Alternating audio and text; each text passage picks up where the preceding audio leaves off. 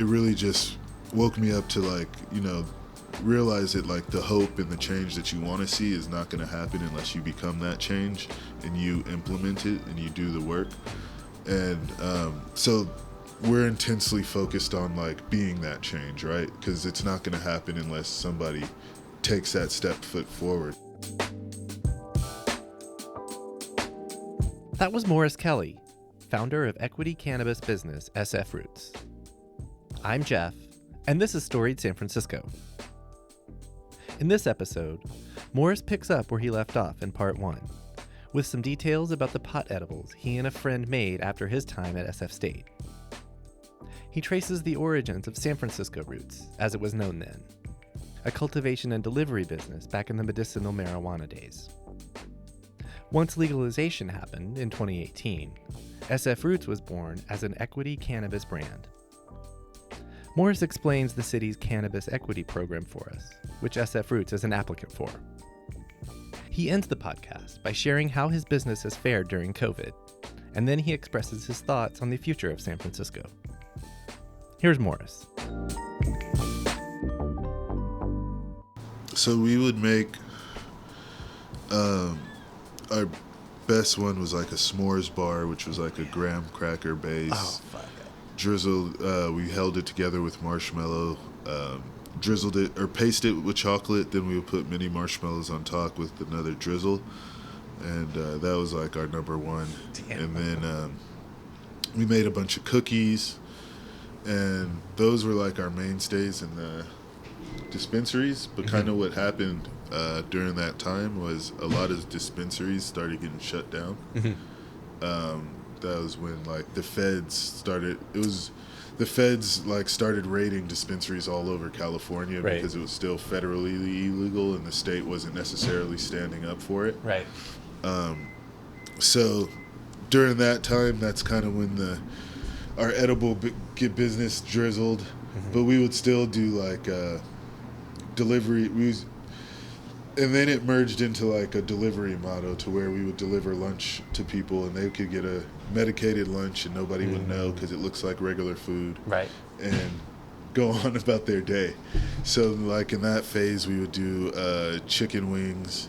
We had a broccoli cheddar bacon soup.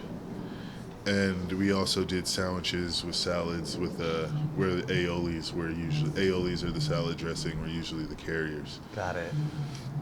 So that was like my introduction into legal cannabis, as to like, wait a second, this is something I could like, wait, I make a product, I take it to the store, I sell it to the store, they sell it, I'm like, this is we're in like everyone wins. Business. Yeah, that was my first little glimpse of outside of just selling my friend's pot, right, of the industry that would be now. Right. I have a couple questions.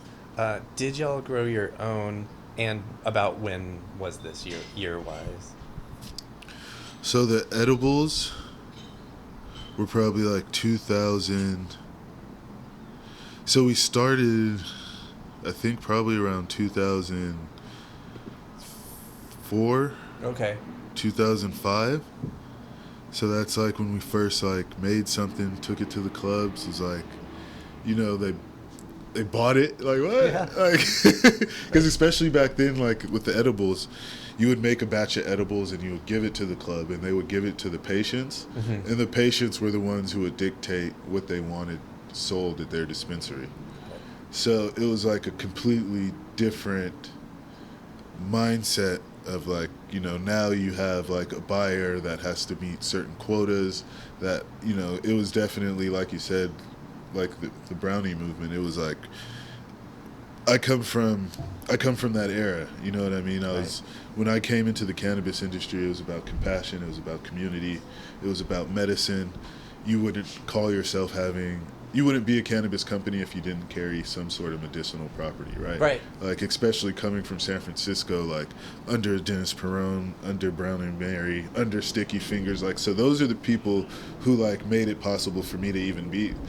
Like, once I got my cannabis license and I had to like start learning about like why I was even like, wait a second, this is too good to be true. What's going on here?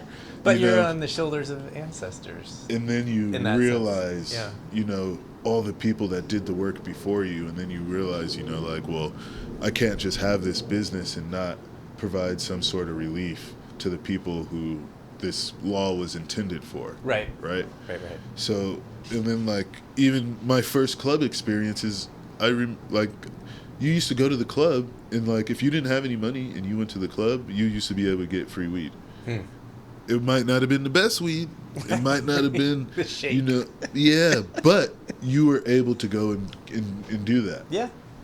Now that's like kind of, well, it's getting better now with compassion programs, but when legalization first happened, that was unheard of. Right. Like, I would have to give people compassion out of my own pocket, basically, right? We weren't able to do it as a business anymore. So it wasn't that we stopped, we just had to, you know, change. So, but definitely happy to see like the compassion programs being reinstated.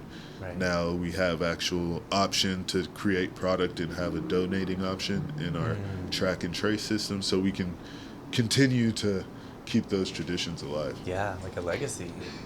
I mean, it's what it's intended for, right? Do you happen to know when medicinal became legal in California? I believe it was 1996. 96. Okay, I would have guessed 98, but and then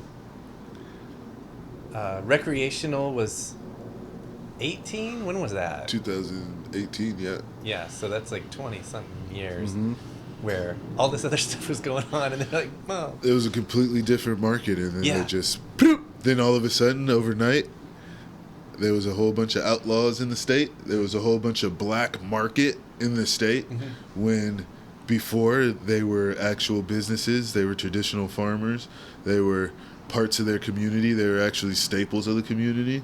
So it was definitely a mind fuck. yeah, Because, like, especially, so for me, I kind of knew it was coming. I knew, you know, I saw the writing on the wall. I knew that at that point in time, San Francisco Roots was the name of SF Roots, and it was a garden that I started with a couple friends. So you were growing. Yeah. Got it. We started off as a cultivation. Okay. And, but this was under Prop 215, so like I said, I had a delivery service, and like my third delivery service, I, you know, got the recipe right, so we were able to really take off and do well. And about a year into that, I opened up San Francisco Roots as a cultivation to kind of help me supply top shelf medicine to my patients through my delivery. And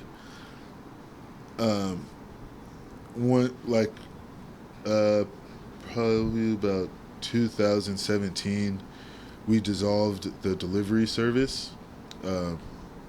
Was going through some internal issues with the partners, so it was just better to dissolve it and everybody go their separate ways.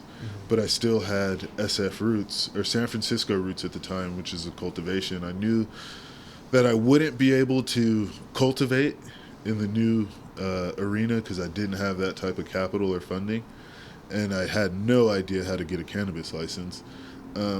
So what I focused on was building a brand, and that's when SF Roots was born. I thought it would be a little bit more transferable, you know, up and down the state. And I focused intensely on building a brand for about 2 years prior to legalization, and that just involved doing every little small farmers market, trade show, anywhere that I could sign up, get a table, show off the brand, sell our product, meet the people.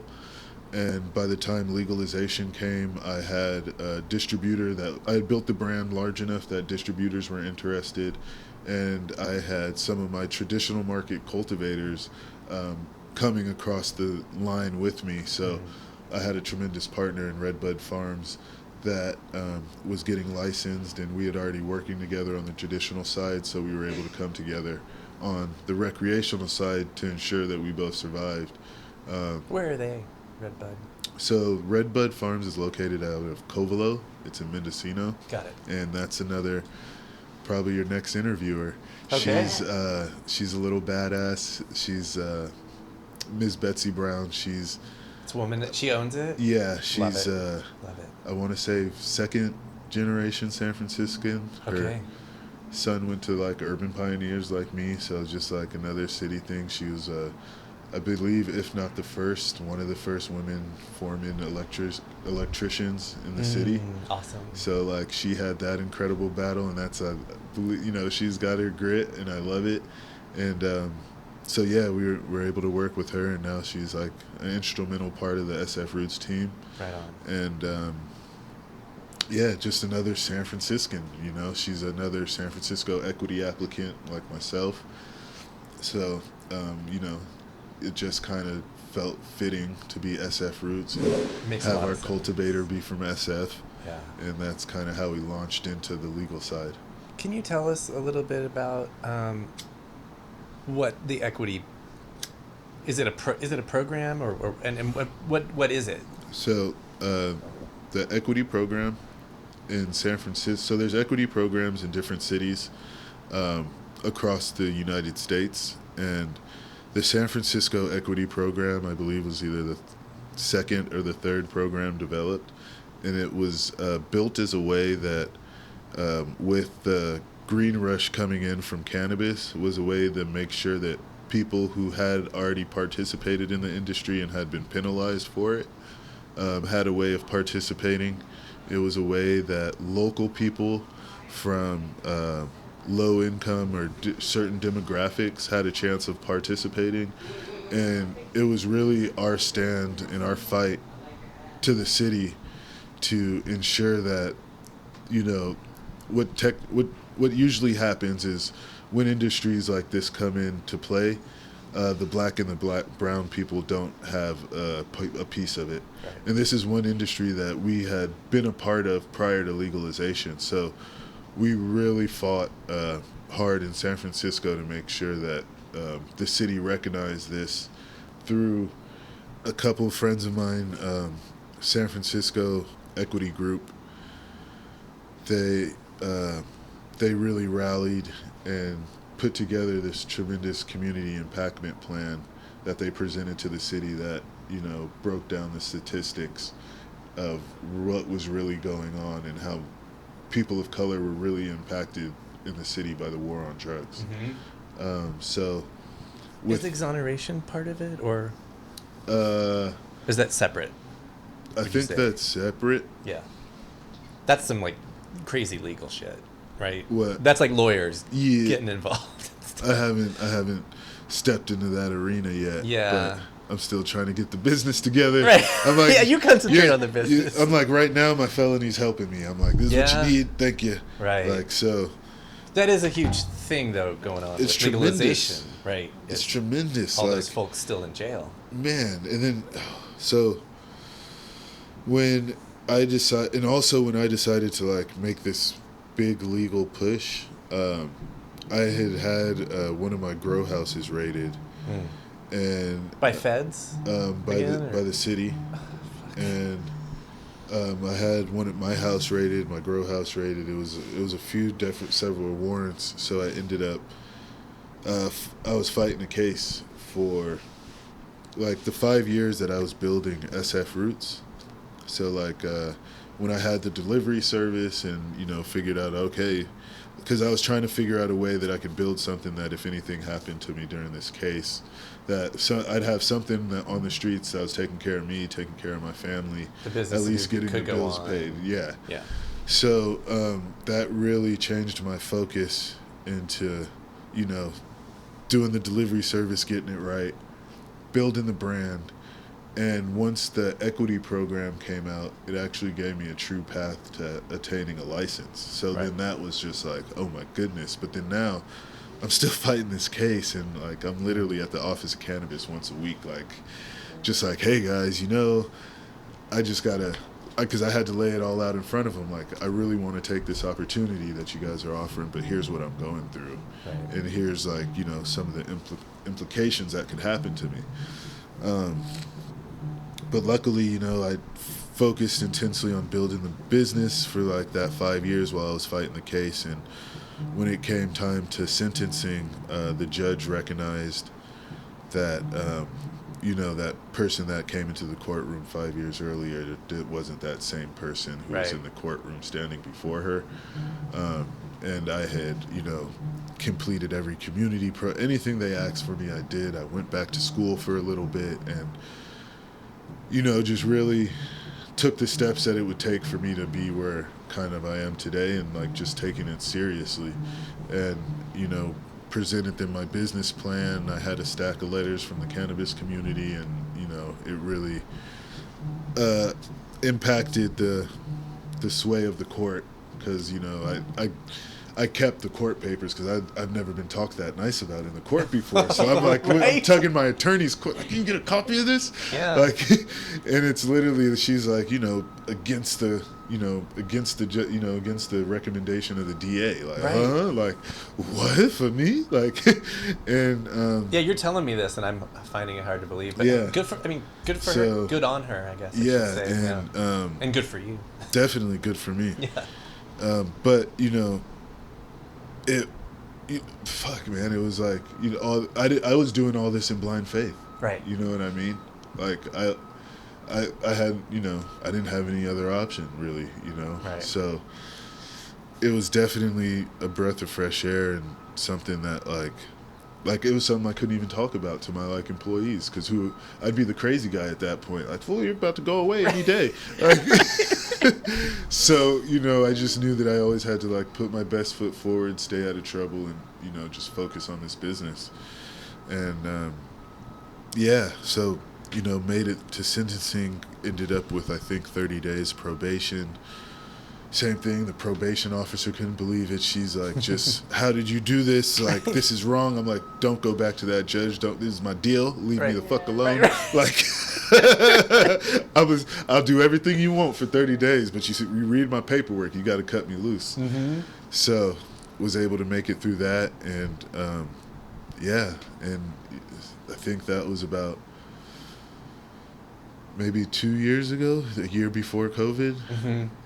I was able to get that settled with the courts, and now it's just been focusing intensely on building SF Roots with my crew. How has COVID impacted y'all? Surprisingly, COVID was really not kind to us. Being a smaller company, when a lot of the large companies had to shut down, it was like the same two people, or me, that was able to come in and work. We had a super small team. So that was good. We were, I was still making deliveries. We got deemed essential. Oh, nice. So I think for a day I had a heart attack. And, right. After that day, it was like, we're saying, whew, because I didn't know how I was going to pay my bills. If we shut down, we're literally working to survive kind of thing. And, if we had to shut down for multiple months with no type of relief because we're cannabis, I would have had to give up my lease, or hope, maybe the landlord would have been understanding, but that was a long time. Talk about blind faith. Yeah. With landlords. Did y'all do better last year than maybe the year before? Did business go up? I wouldn't say we did better. Okay. So usually when you think of doing good in a business, that's your numbers going vertical. What we were able to do is we were kind of able to move horizontally. We were able to take advantage of the big boys not being able to operate, mm-hmm. and reach out and to get into some accounts that normally wouldn't deal with us, right? Because they wouldn't have to. We took the opportunity to really spread out. We expanded to Southern California. Okay. So now we're a statewide brand. You can get us from Tahoe down to LA, San Diego. But it's SF represent. It's SF Roots. Right in the name. So, we really took that time to focus internally on what we could do, on how to, our processes, and how to manufacture to the best of our ability. So we were able to take on manufacturing for a couple other brands. So we were able to use it to our advantage. Nice. Can you quickly tell folks how to find SF Roots? Our Instagram is poppin', SF Roots CA. on Instagram. You can go to our website, www.sfroots.com. Definitely go on there, join our email list. Now that things are opening up, it's back to community time, man. Nice. So like, even when I had a delivery service, one of the things I liked doing was like getting all the members together. So like, one thing that we were starting prior to COVID was like a family bowling night, to where, you know, we could have one night where everybody can come out, the kids can come out, the bowling alley knows we're there, so we got a preset arrangement, so it's a little bit cheaper on everybody. And just like, you know, growing community. We did a lot of events with Big Bad Wolf. She's a local chef, and she holds private dinners, and that's like another amazing, good food, good people, you know. Yeah. It's good food and laughter. You can't beat that. So definitely looking to getting back to like putting together some of these events, and, you know, getting back to the street fairs. You know, we got Union Street Fair, we got Carnival to look forward to. We got a lot of great stuff here, Morris. Can we end? Well, first of all, are we leaving anything huge out? Are we missing anything obvious? I'd say that, you know, we were able to launch SF Roots as San Francisco's first equity brand. That was very huge. Since then, we've joined up with Locals Equity Distro, which is a group of 4 other San Francisco equity applicants, or 3 San Francisco equity, 1 Oakland equity, or Long Beach equity. And we were able to form this distribution company that's able to incubate and help other equity applicants launch their brands. Right on. And yeah, I guess just look out for us towards the end of this year. That's right. Keep checking in. Awesome. Can we end you? For all intents and purposes, you're born. You've spent your whole life here, right? Yep. Can you share your hopes, I guess, for San Francisco? Let's say the next 5 years, the near future, coming out of this COVID. Is easy, man. Okay, let's hear it. We don't have hopes. One thing that I've been able to identify, especially through like cannabis activism, is that like we can ask and we can plead, and like, you know, we can chant, we can rally, but like there's a totally different ball game being played in like City Hall with lobbyists and like people with money and motives. And it really just woke me up to like, you know, realize that like the hope and the change that you want to see is not going to happen unless you become that change and you implement it and you do the work. And so we're intensely focused on like being that change, right? Because it's not going to happen unless somebody takes that foot forward. So it's really in the cannabis community and making sure that we can bring as many Black, brown, equity, small businesses along with us, that the traditional people who should be a part of this industry don't lose it, right? And within that, you know, me as an equity applicant, like I've had to fight a lot harder than it should be to be a part of this industry. Right. And going through that, I recognize that there's people who don't even have the experience that I have that are trying to do this. And it's like giving somebody the keys to a Indy 500 race car and telling them to go in the race, and they've never seen a car and don't know how to drive. And that's kind of like what the equity program is in a way, is like, you know, here's this excellent opportunity, but there's nothing real behind you to get you there. No tutelage, no nothing. So I'm putting together a lot of programs. You know, I realized that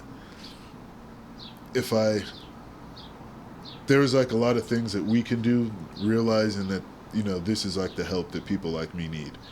So we've taken steps with our cultivation partners to get their cultivation facilities to be able to provide us fair market rates for equity applicants, to be able to build their businesses, to have a trustworthy supply of product, to know that it's not going to be overcharged. We're not going to pull a switcheroo. There's like a lot of things that are happening in the industry to equity applicants that we're subject to because we have to deal with these people because we can't do it on our own.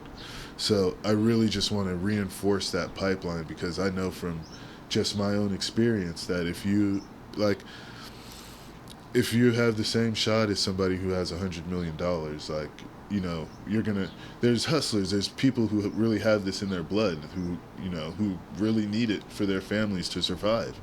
So by giving those people a shot in the city and building the pathway for generational wealth for people of color and part of these districts and demographics of the city that have been forgot about, I think that, you know, if, for instance, even with my facility, if I'm able to hire 4 people and give them a little bit more than a comfortable wage, then that kind of relieves the stress on them a little bit, right? They're able to go back to their home situation a little bit more relieved. You know, it you know, you realize that it really can change the psychic of a generation, right? It can change. Now, if, you know, this is just me right now with 4 employees that I'm planning on hiring, but if I'm, you know, we have plans to open up a much larger facility in the city, and I've already had talks with City Hall about, this is the type of help that I need, and this is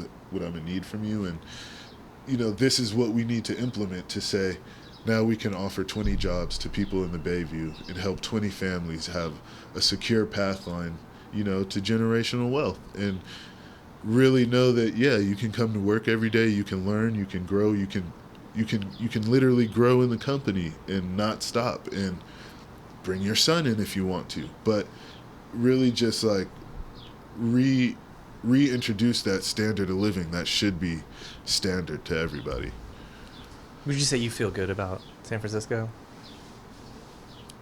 I think that there are a lot of good people in San Francisco that are doing a lot of good work, and that's what I feel good about.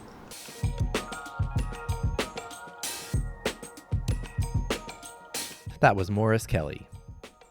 On the next episode of Storied San Francisco, we'll get to know Matt Liam, owner of Roma's Ristorante Italiano. Music for the podcast was produced, performed, and curated by Otis McDonald. Original photography is by Michelle Kilfeather. Aaron Lim of Bitch Talk Podcast is our contributing producer. The show is produced and hosted by me, Jeff Hunt. Now in our 4th season, we have nearly 150 episodes available on our website, storiedsf.com, or wherever you listen to podcasts. If you can, subscribe, rate, and review our show so that we can reach even more folks. And if you'd like to drop us an old-fashioned email, we'd love it. The address is storiedsf@gmail.com. Thanks for listening. Stay safe, stay strong, stay healthy, and we'll see you next time.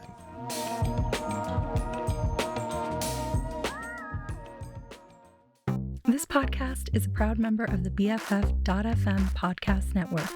Learn more at podcast.bff.fm. BFF.FM, best frequencies forever.